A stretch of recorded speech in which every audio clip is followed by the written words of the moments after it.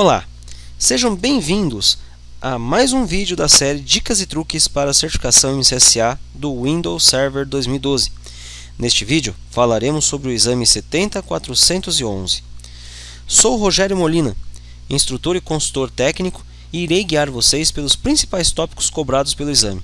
Procurarei direcioná-los para que possam se preparar da melhor maneira possível para o exame de certificação. É bastante recomendado que antes de assistir esse vídeo, você já tenha feito o curso 24411. Isso facilitará bastante o seu entendimento com relação ao conteúdo que deve ser analisado para a prova. Neste vídeo, darei algumas dicas sobre o exame e falaremos um pouquinho sobre o conteúdo cobrado na prova.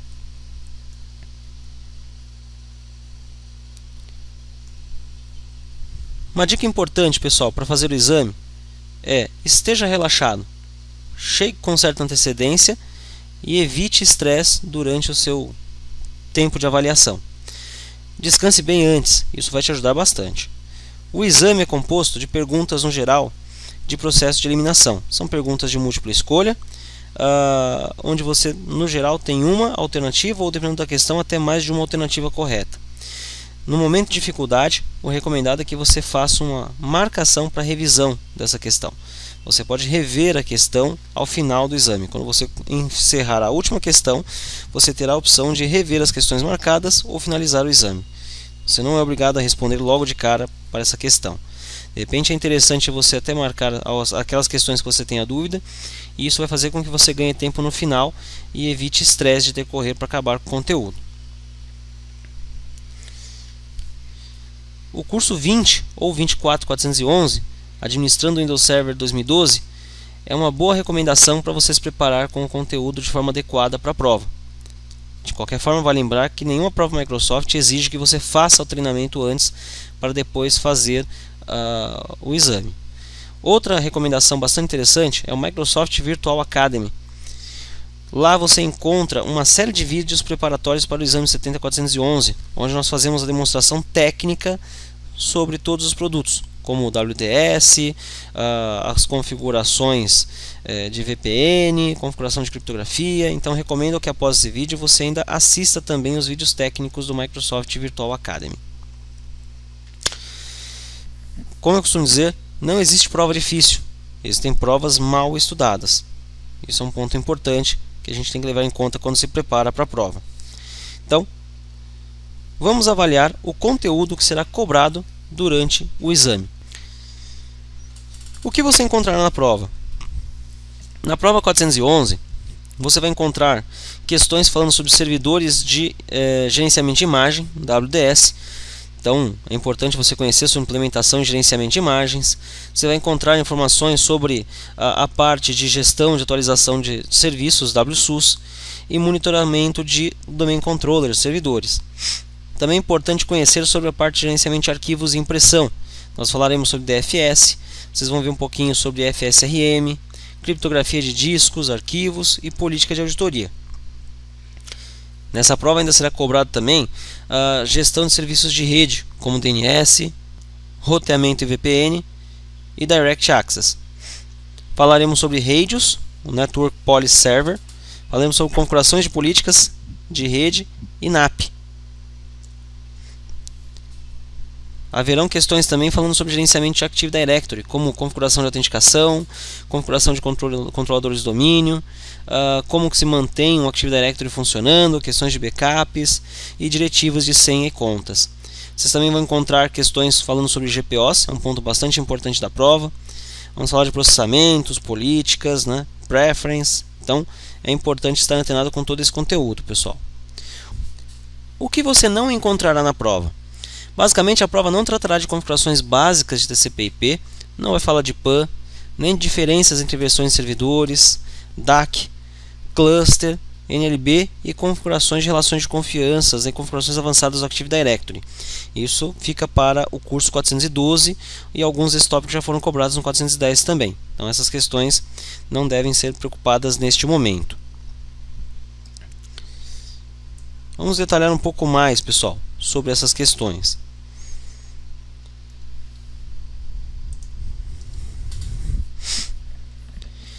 A central administrativa do Active Directory é uma ferramenta muito importante que foi lançada no final do 2008 R2, né, na última fase do 2008 R2. E no 2012 ela passa a ser uma ferramenta estrategicamente muito importante para trabalhar com uma série de recursos. Então é muito importante que vocês conheçam essa ferramenta e que a utilizem bem, pois a prova poderá fazer muitas questões baseadas nesta ferramenta especificamente. É nela que você, por exemplo, configura a lixeira do Windows, você pode fazer operações muito mais simplificadas também, então é interessante que vocês tenham cuidado de conhecer bem essa ferramenta.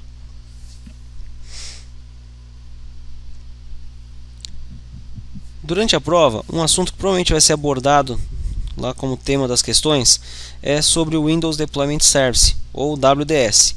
Essa é a nova versão do servidor de instalação remota do Windows, é o antigo RIS, que já está disponível também desde o 2008 R2. E basicamente a função dele é fazer a gestão de imagens e implantação do sistema operacional. Com ele você pode gerar imagens que depois poderão ser replicadas para outras máquinas. É importante na prova, pessoal, lembrar dos pré-requisitos básicos, né? Lembre-se, o WDS ele pode ser integrado ao domínio ou ele pode estar no formato autônomo. O WDS, quando integrado ao domínio, vai precisar do AD, do ADDS, vai precisar de um servidor DHCP, de um DNS e de volume NTFS. É necessário ser membro do grupo de administradores local no servidor onde você vai instalar o serviço e ser um usuário do domínio para inicializar esse serviço. No caso do WDS autônomo, eu não preciso do ADDS, eu preciso do DHCP, preciso do DNS e do volume NTFS. E eu preciso ser membro do grupo de administradores local no servidor onde ele vai instalar, né, onde você vai instalar o serviço. Então, para a prova é muito comum ele perguntar de pré-requisitos de instalações, então lembrem bem disso, pessoal. Outra coisa importante, você tem como instalar, né, o servidor de transporte apenas, né, o transport, né, do WDS. O único requisito que você precisa ter neste caso é que você seja um membro do grupo de administradores local no servidor onde será instalado mesmo para poder instalar. Então não esqueçam disso. Uma outra questão bastante importante, pessoal, durante a instalação e gerenciamento do WDS é a gestão das imagens. O WDS basicamente ele permite duas categorias principais de imagem, o que a gente chama de imagem de boot e a imagem de instalação. As imagens de boot são utilizadas para inicializar o computador que vai utilizar o WDS. Essas imagens podem ser de dois tipos. Uma imagem de captura, que é um tipo de imagem de inicialização que você utiliza para um computador cliente, né, que você quer capturar o sistema operacional e transformar isso num arquivo WIN. A imagem descoberta ela é usada em computadores que não possuem suporte a PXE. Então você vai inicializar o computador com essa imagem e em seguida selecionar o sistema operacional que você deseja instalar. No geral, essa imagem descoberta você vai gerar num pendrive ou num disco, né, que você vai usar para botar o computador em questão. A imagem de instalação é a imagem usada para você instalar o sistema operacional. É a imagem do sistema operacional que você implanta no computador cliente. Então, pensando em WDS, é muito importante que vocês conheçam sobre essas ferramentas, estudem, né, os módulos de WDS, lá o módulo WDS, para não ter dificuldade.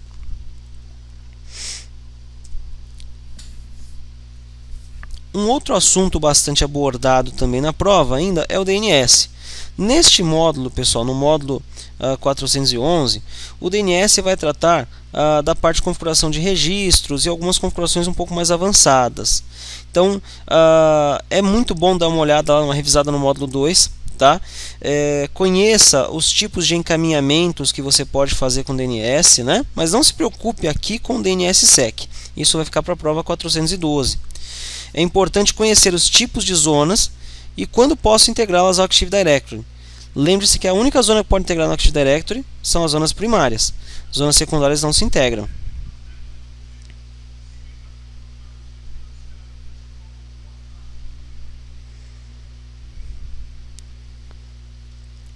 Outro requisito importante para integrar a zona ao Active Directory é que o seu servidor DNS seja também o domain controller da rede. Caso contrário, você não conseguirá integrar essa zona.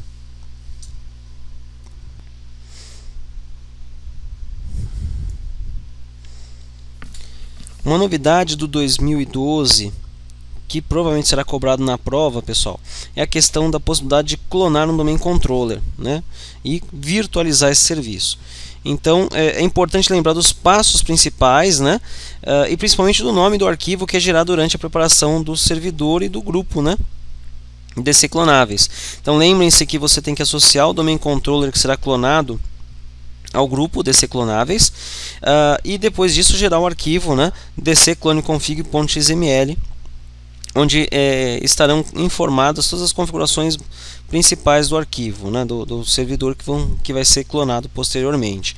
Você cria o arquivo, armazena ele no local dentro de um banco de dados do ADDS, né, coloca o VDC offline, ou seja, o seu domain controller virtual offline, e exporta ele. Depois você cria uma nova máquina virtual, importando o VDC que você exportou anteriormente. Então é importante lembrar dessa questão. Pensando no clone DC, então, lembre-se que vocês têm que tornar o domain controller clonável, né? Você vai adicionar ele ao grupo Clonable Domain Controllers.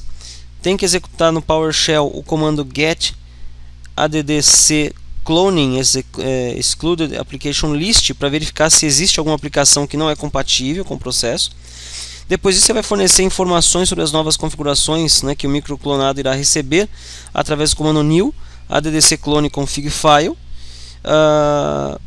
E é importante que as FSMOs não estejam hospedadas nesse servidor também. Se elas estiverem, você deve mover essas FSMOs para outro servidor. Então não esqueçam dessa questão, que é bastante importante aí durante a configuração do servidor. Bem, pensando em contas e serviços do Active Directory, é necessário que você entenda onde utilizar esse tipo de conta e principalmente lembrar que as contas de serviço ficam armazenadas no Container Managed Service Accounts dentro do domínio.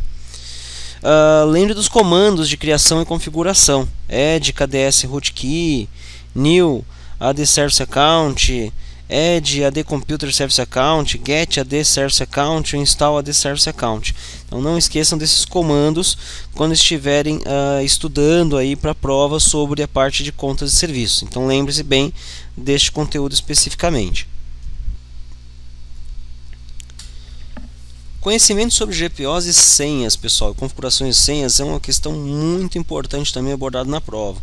Então, neste módulo de GPO, vocês têm que conhecer bem a implantação e administração dos objetos. É importante, né, avaliar a questão de escopo e processamento das políticas. Lembre do escopo de computador, escopo de usuário, a sequência de processamento. Primeiro aplica GPO local, depois aplica GPO de domínio, depois as de OU, né? Então lembre-se, né, local, site, domínio, OU, né? Então lembre-se dessa sequência, né? É bom dar uma revisada na parte de filtros WMI. E também controles de link lento, loopback, que são abordados na prova e que são importantes. Para a parte de solução do problema, é bom lembrar do GP Update e do GP Result. E também dar uma revisada no GPSI, né, no Group Policy Software Installation. Principalmente lembrar da questão de publicação versus atribuição, né? Lembre-se que publicação, você deixa o software disponível lá no painel de controle para você depois instalar. Enquanto a atribuição, você configura para que o software já seja distribuído direto no momento em que o usuário estiver logando, no momento em que o computador estiver inicializando. É muito importante lembrar que publicação só está disponível no escopo de usuário. Não é possível publicar um software para computador. Parte-se do princípio simples de que um computador não irá sozinho até o painel de controle para buscar um software que foi lá publicado. Então, lembre-se dessa questão quando estiverem estudando. Revisem o módulo de GPO, pessoal. Ainda em conhecimentos sobre GPO e senhas, a prova irá questionar de vocês perguntas sobre políticas de senhas. Então lembrem-se que a política de senha, né, ela é feita para usuários do domínio e é aplicada, apesar de tudo, através de uma configuração de um computador. E ela é única no domínio. Eu não posso ter duas regras de senhas, duas GPOs aplicando regras de senha no domínio. Não esqueçam disso. Você pode fazer delegação de gerenciamento de configuração de senha, né? E você pode criar GPOs para auditar tudo isso. Lembre-se do comando auditPol, né, que você pode usar para auditoria. Você pode auditar agora áreas de armazenamento removíveis também através de políticas avançadas. E você pode comprovar os resultados da auditoria também através de ferramentas de monitoramento. Lembrem-se da PSO, que é importantíssimo, que já existe desde o 2008 R2, onde você pode criar senhas, né, objetos de senhas para os usuários aí individualmente, né? Então essa é uma coisa interessante. Com relação ao PSO, o que é importante lembrar? Que esse recurso foi criado a partir de 2008, você precisa do nível funcional 2008 para ele funcionar. O objeto criado, né, o PSO, ele pode ser associado a um usuário, a um interorg person e a um grupo global. A associação, né, desse objeto é feita através do atributo do PSO chamado de MSDS PSO applied. E qualquer PSO tem precedência sobre a GPOs, então não esqueçam dessas questões também na hora em que vocês estiverem estudando aí, né, para a prova, avaliando essas questões, ok?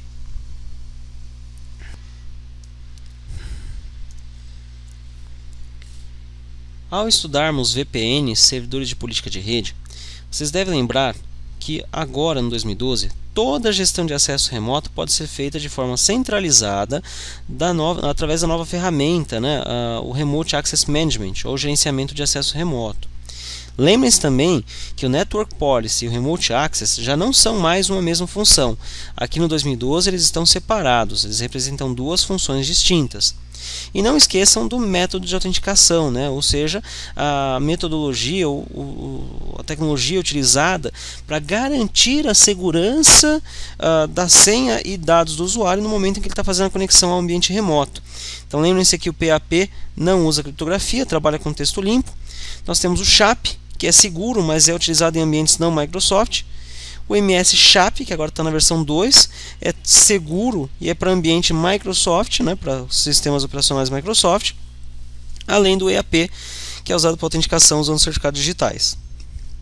No geral, a prova ela costuma perguntar muito sobre o certificado digital e as ferramentas utilizadas. Então o EAP é o cara, né, o método que você vai usar para garantir uma autenticação com certificado digital.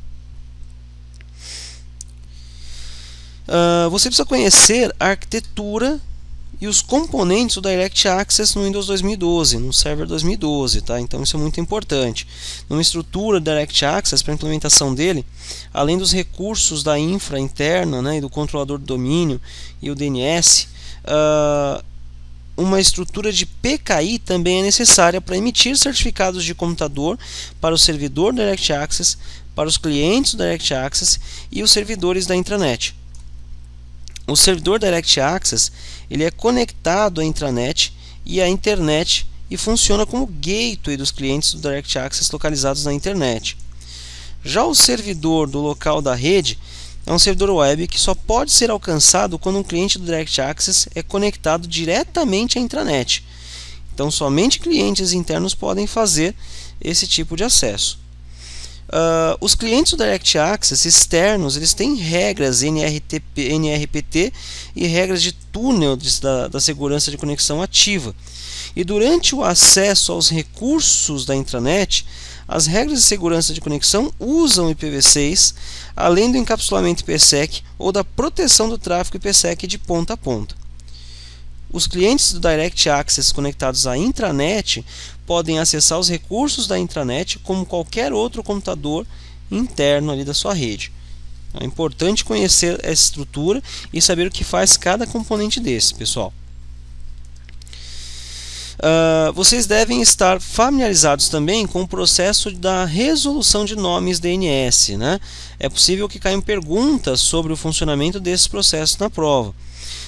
O NRPT é um recurso do Windows Server 2012, né? É controlado através de política de grupo, você pode controlar através de GPO, mas também pode ser implantada por meio de scripts que modifiquem a configuração do registro. Então, basicamente, vocês têm que conhecer um pouco do NRPT, né? Ele pode ser útil no caso em que você esteja usando o Direct Access ou a VPN para se conectar à intranet corporativa, tá? Lembrem-se também que o cliente do Windows 7, né, também usa NRPT para definir um namespace DNS para cada servidor DNS, da mesma forma como acontece com o Windows 8 e com o Windows Server 2012. Por esse motivo que o Direct Access só é suportado a partir do Windows 7 e do 2008 R2. Né? Então, essas são as ferramentas que suportam essa política de resolução de nomes, né, o NRPT. Bom, vocês têm que conhecer também, pessoal, os principais requisitos de infraestrutura Direct Access, pois a prova ela pode questionar alguma coisa nesse sentido. Então, lembrem-se, né, vocês vão precisar sempre de um ADDS, ele deve estar no local, né, na rede local, você tem que ter disponível. A política de grupo ela é obrigatória para configurar o Direct Access. O DNS ele tem que estar no Windows Server 2012 ou num Server 2008, preferencialmente um R2, né? E a política de infraestrutura de chave pública ela tem que ser implementada, você tem que ter, né, certificados digitais implementados. A tecnologia de transição, né, ou as tecnologias de transição IPv6, elas vão ser usadas nesse caso pelo Direct Access. E as solicitações de eco, IPv4 e IPv6 devem ser permitidas por meio do firewall. Então, lembre-se que o Direct Access ele tem requisitos de infraestrutura elevados e por isso ele não é adequado para qualquer tipo de ambiente, né? A gente tem uma série de requisições e de necessidades que devem ser atendidas para que ele funcione corretamente. Bem, lembrem-se também, pessoal, com relação aos passos para configurar o Direct Access, né? Então você deve instalar a função de acesso remoto no servidor Direct Access. Para uma implantação simples, esse servidor pode até ter uma única interface de rede com um único endereço IP conectado à rede privada e ele vai ser publicado pelo UAG, né, pelo Microsoft Forefront Unified Access Gateway, ou pelo TMG, né, Forefront Threat Management Gateway, para computadores que estão externos na rede poderem acessar. Para implantação avançada, que inclui suporte, por exemplo, a autenticação de 2 fatores, usando cartões inteligentes e dispositivos On-Time Password, né, OTP que a gente chama, você ainda precisa configurar o servidor Direct Access para estabelecer 2 túneis IPsec. Isso significa que o servidor Direct Access precisa pelo menos 2 adaptadores de rede, né, com 2 endereços IPs consecutivos na interface de internet. O IPv6 ele deve ser habilitado no servidor Direct Access e no computador cliente. E o firewall deve permitir o tráfego eco e CMP, não esqueçam disso. Tendo em vista uma implantação mais simples, né, você pode usar um certificado de autoassinatura em um servidor do Direct Access, mas no geral isso não funciona muito bem, ele vai estar limitado também, né? E também é possível configurar o servidor Direct Access de maneira que a lista CRL não seja obrigatória para estabelecer a conectividade com o Direct Access. Tá? Vocês vão precisar também criar um grupo de segurança e adicionar todas as contas de computador cliente como membros deste grupo, né? Além disso, a infraestrutura de PKI e o ponto de distribuição devem estar acessíveis para esse servidor. Então, são pontos muito importantes que vocês devem levar em consideração na hora de fazer a configuração do Direct Access.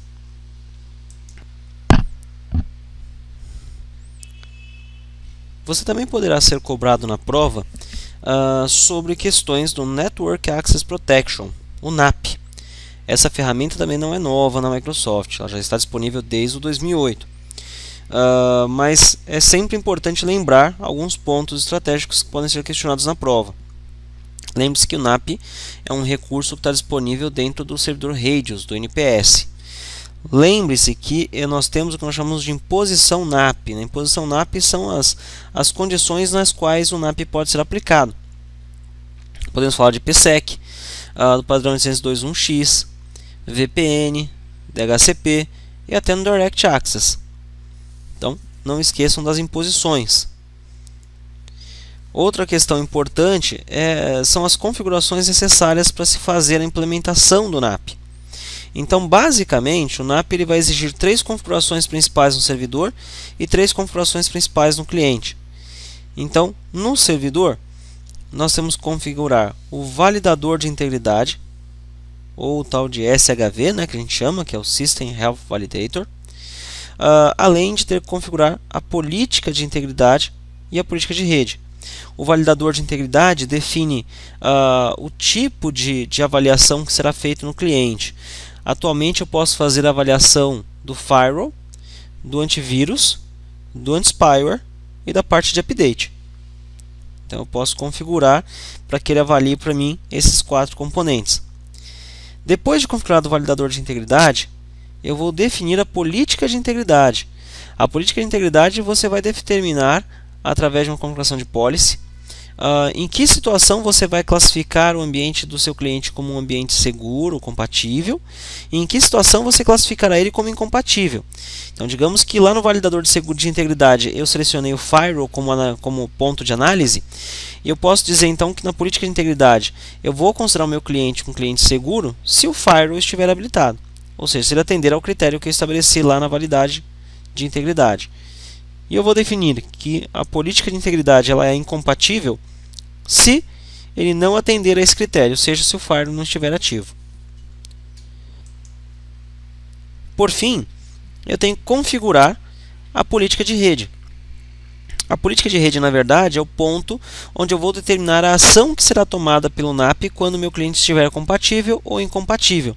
Através da política de rede, você pode determinar, por exemplo, um acesso total ou um acesso limitado pelo NAP ao ambiente. Eu posso configurar uma rede de remediação, eu posso configurar um redirecionamento do servidor para uma rede alternativa, eu posso bloquear o acesso a ele, eu tenho N situações que eu posso configurar nesses casos.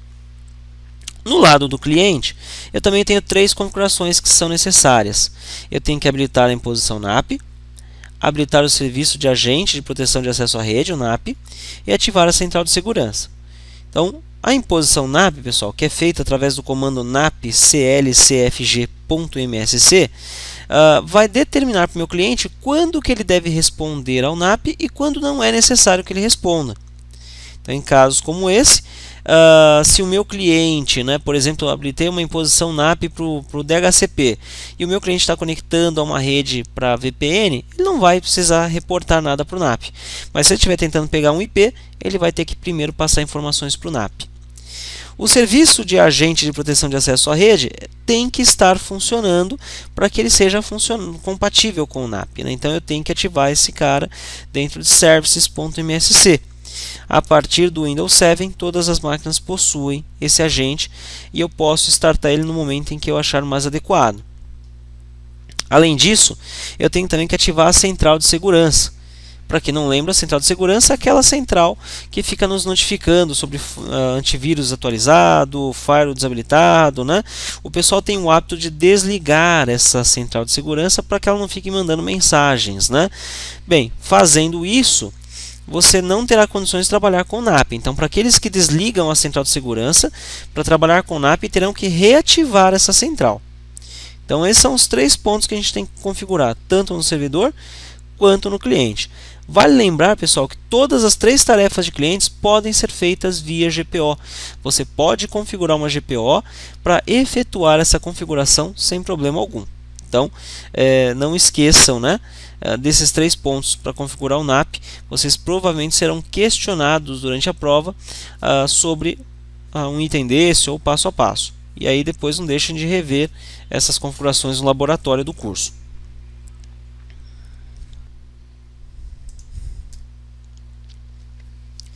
Não esqueçam também de estudar sobre o WSUS.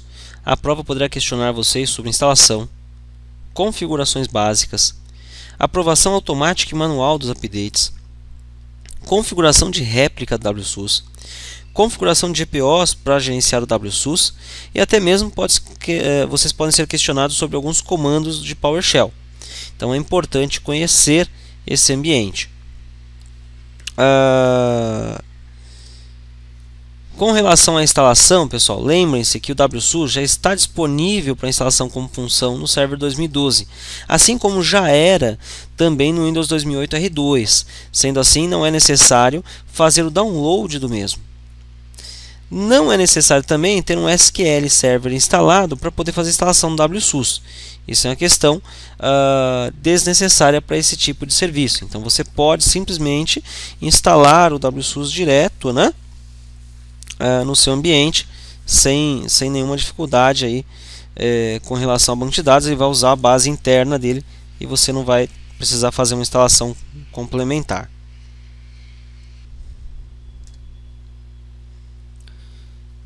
Durante a prova, pessoal, pode ser que vocês sejam questionados também sobre a parte de monitoramento de servidores. Então, lembrem-se de revisar sobre o Perfmon, o Performance Monitor, conheçam os recursos dele e lembrem-se basicamente de 2 pontos importantes.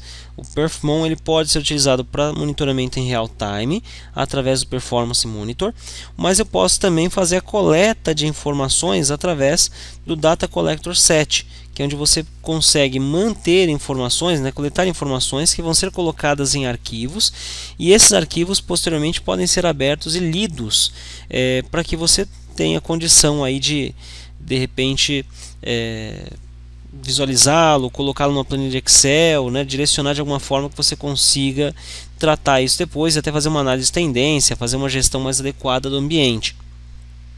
Além da questão do monitoramento, também é importante lembrar dos encaminhadores, né, lá do Event Viewer. Você pode encaminhar consultas através do Event Viewer, né? Então, hoje em dia você não precisa mais ir na máquina para poder verificar o que está acontecendo com uma máquina. Você pode direcionar através de um recurso de subscription os seus serviços de eventos mais importantes para um computador central onde você vai monitorar. Lembrem-se também da gestão de alertas e eventos e da possibilidade de poder gerenciar máquinas virtuais agora, né? Então não esqueçam de revisar os conceitos de Hyper-V, que são fundamentais para quem trabalha com monitoramento neste caso. No File Server, pessoal, vocês serão testados, né, sobre o conhecimento de ferramentas como FSRM, onde vocês devem conhecer aí, buscar informações sobre cota, né, triagem, classificação de arquivos, relatórios e principalmente sobre o DFS e a replicação do DFS. Então não esqueçam de rever o conteúdo dos módulos 10 e 11 e efetuar testes de criptografia e configuração do BitLocker. Sempre lembrem do pré-requisito, né? Procurem buscar informações sobre os pré-requisitos para esses dados. É importante lembrar que a prova ela não vai aprofundar aqui em detalhes sobre implementação de criptografia usando uma autoridade de certificação. Isso ficará por conta do próximo módulo do 412, onde vocês irão conhecer um pouco sobre isso. Mas a criptografia, né, de conteúdo, né, de arquivo ou até mesmo de disco, ela será abordada aqui como um tópico importante dentro desse ambiente. Pensando ainda em segurança, pessoal, mais voltado agora para a questão de disaster recovery, um outro ponto importante que será questionado com certeza na prova é a questão do backup. Então, não preciso conhecer muito, né, de ferramenta, mas eu tenho que lembrar, né, que eu tenho a opção gráfica e a opção PowerShell, que eu posso fazer. Eu tenho a questão do backup by metal, né, que copia toda a estrutura do sistema operacional para ser restaurado posteriormente. Eu posso fazer backup do System State, esse faz cópia, né, do sistema operacional, do Active Directory, né, do Certification Authority, entre outros componentes aí especificamente do sistema, e que depois permite também que a gente tente restaurar um sistema operacional ao seu estado anterior. Não podemos salvar os arquivos no mesmo volume onde se encontram os arquivos de origem, não esqueçam disso. E ele permite, no 2012, agendamento para salvar na rede. O 2008 R2 não deixava, né, pessoal, que eu fizesse agendamento, né, na rede, é só agendamento para disco local. Então agora eu já posso também fazer esse tipo de agendamento. Uma outra questão bastante importante é a questão de restauração dos arquivos. Ao restaurar, né, servidores, você também tem a opção gráfica e a opção via PowerShell. Você tem a opção da restauração autoritativa e não autoritativa, isso via console, né? Então, quando você faz esse tipo de trabalho, você tem que se preocupar com a questão de recuperação, principalmente pensando em Active Directory. Um restore autoritativo, ele faz com que o restore, né, ele tenha um valor maior do que o valor que ficou no computador. Então, numa situação, por exemplo, convencional, se eu fizesse um backup numa segunda-feira, excluísse o arquivo na terça e na quarta-feira eu restaurasse o backup da segunda, numa situação de replicação, como o ID da terça é maior que o ID da segunda, né, que foi restaurado, a replicação iria fazer prevalecer o ID da terça, ou seja, a exclusão do objeto. Então, para evitar que isso aconteça, né, quando eu restaurar na quarta-feira o backup, eu vou restaurar como uma restauração autoritativa. E nesse caso, ele vai reescrever os IDs internos do objeto, permitindo que eles prevaleçam sobre aquela situação da terça. Então, isso é uma restauração autoritativa. O modo de restauração do serviço diretório ele é fundamental para a restauração do AD, pessoal. Lembrem-se que eu posso fazer várias manutenções com o Active Directory apenas parado. Ele é um serviço, agora eu posso parar o serviço. Mas eu não posso restaurar o serviço de Active Directory usando o Active Directory reinicializável. Eu tenho que reiniciar o computador, selecionar no menu de opções avançadas lá com F8 o que nós chamamos de modo de restauração do serviço de diretório. E aí eu faço a restauração do System State, que irá permitir, no caso aí, que eu tenha o Active Directory de volta com os objetos que eu eventualmente tenha perdido. Um outro tópico bastante importante, pessoal, que não pode ser deixado de lado na hora de fazer a prova, é a questão da lixeira do Windows, o Recycle Bin. Lembrem-se que esta ferramenta já está disponível no Windows desde o 2008 R2. Porém, naquela versão, nós só conseguimos fazer o trabalho de utilização dessa ferramenta através de ambiente texto, né? Toda a configuração era feita através do PowerShell. Antes do 2008 R2, nós não tínhamos nem essa alternativa, né? O máximo que eu podia fazer era a opção de reanimar um objeto. A diferença básica de se utilizar a lixeira e a opção de reanimar o objeto é que ao reanimar um objeto a gente perde alguns atributos desse objeto, como o atributo senha, endereço, alguns atributos importantes a gente acaba perdendo. E a lixeira, a grande vantagem é que ela traz o objeto por completo, ela vai funcionar como um recurso realmente de recuperação, igual a lixeira de arquivos que vocês já estão acostumados a utilizar dentro do Windows há bastante tempo. No 2012, a grande novidade, pessoal, é que a lixeira agora está gráfica, né? Está numa versão gráfica. Então, todo o trabalho de recuperação do objeto ele pode ser feito através de um ambiente gráfico, muito mais simples do que era antes no 2008 R2. Então, isso facilitou bastante e tornou a lixeira uma das principais atrações aí do Active Directory. Para trabalhar com a lixeira, é importante que vocês conheçam o Active Directory Administrative Center, como eu já falei anteriormente. Ela é habilitada e gerenciada através dessa console. Outra questão importante que deve ser lembrado é que uma vez que a sua lixeira foi habilitada, você não pode mais desabilitá-la. Por que não pode? Porque na verdade ela por padrão vem desativada e uma vez que a empresa parte por objetivo não usá-la, você vai consumir menos espaço em volume. Agora, após habilitar a lixeira, ela vai criar algumas operações internas que não permitem mais que ela seja desativada para que o usuário não tenha mais ela armazenando informações. Toda a recuperação de objeto é feita através do ambiente gráfico, né? Então eu não preciso mais usar o ambiente texto também para recuperação. Então é muito interessante, vale a pena ter esse ambiente funcionando. Pessoal, vocês devem ter percebido que a gente aqui nesse vídeo não fez nenhuma demonstração. Apresentamos apenas, né, diferente do primeiro vídeo 410, aqui a gente apenas apresentou o conteúdo que provavelmente será abordado na prova e recomendamos alguns estudos específicos. Isto porque nós temos, né, disponível no site do MVA, do Microsoft Virtual Academy, um material pronto, né, onde eu tenho uma série de demonstrações sobre o conteúdo abordado no exame 70411. Lá vocês vão encontrar, né, informações dentro de um conteúdo chamado de exame administrando o server 2012, né, exame 70411. Vocês vão ver informações sobre a parte de implementação e gerenciamento de servidores, né, WDS, backup, né, WSUS. Vai ter também conteúdo sobre serviços de arquivos e impressão. Vocês vão encontrar configurações de serviços de acesso à rede, né, para VPN, configuração do servidor de acesso remoto, além da configuração de infraestrutura, serviços de política de rede, né, a parte de gestão avançada do Active Directory e o gerenciamento de Group Policy. Por esse motivo, a gente aqui acabou que nesse vídeo optamos por não fazer, né, nenhuma demonstração e tornar o vídeo longo, né? Então, para quem vai fazer a prova, a gente recomenda que após assistir esse vídeo, que vocês acessem o MVA e a partir dele vocês complementem esse conteúdo com as demonstrações.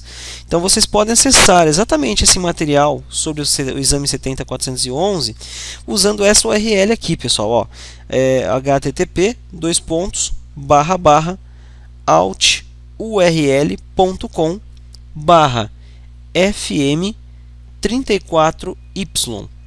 Então, com essa URL, vocês conseguem acessar direto a área do MVA, que vai tratar sobre o conteúdo técnico do exame 70411.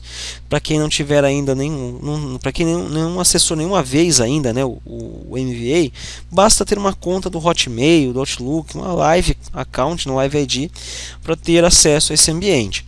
E aí vocês poderão assistir o restante dos vídeos e até fazer alguns simulados complementares para poder se preparar para a prova.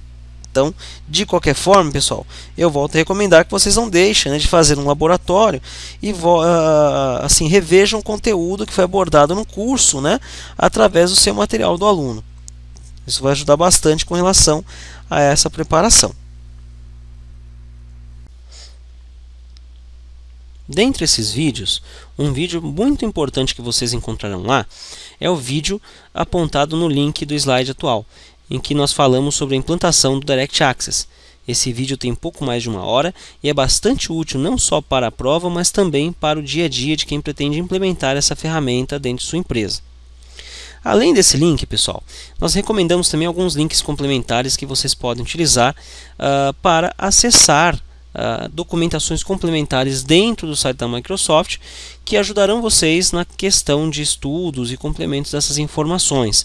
É de bastante utilidade que vocês façam um laboratório e peguem essas informações de leitura e apliquem na prática para testar. Obrigado por assistirem a mais um vídeo da série Dicas e Truques para a certificação MCSA. Continuem estudando para o exame e tenham uma boa prova.